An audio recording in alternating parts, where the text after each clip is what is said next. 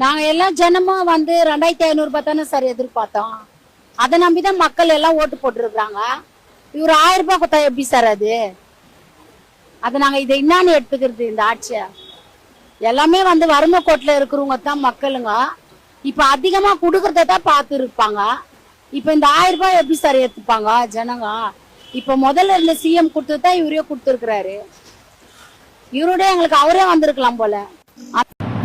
சோக்கா சொன்னக்கா, நம்ம விஜயண்ணா 2500 ரூபா கொடுப்பாருன்னு தான் ஓட்டு போட்டேன். பார்த்தா 1000 ரூபா கொடுத்துட்டாருன்னு நீ ரொம்ப ஃபீல் பண்ணி பேசுனேன். நான் கேட்குறேன், விஜயண்ணாக்கு ஓட்டு போட்டேன் யாருமே காசுக்காக ஓட்டு போடலன்றத அப்பைக்கப்ப சொல்லிக்கிட்டே இருக்காங்க.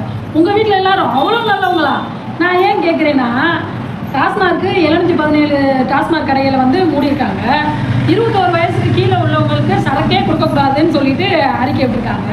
அதெல்லாம் உனக்கு பெருசாக தெரியல.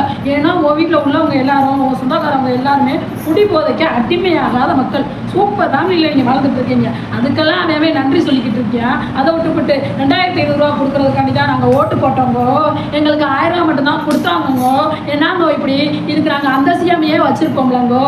எல்லாம் பேச்சா? என்னக்கா சொன்னேன்? போன முதல்வர் 1000 ரூபா கொடுத்தாரு. 1000 ரூபா கொடுத்தாரு. எப்போ கொடுத்தாரு?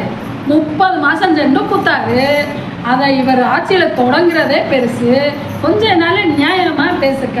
என்னக்கா நீ?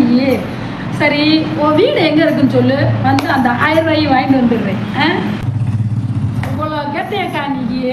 நான் உன்னை பார்த்து கேட்குறேன். நீ விஜய் அண்ணாக்கு தான் ஓட்டு போட்டேன், நீ உங்கள் வீட்டில் சத்தியம் பண்ணு பார்ப்போம்.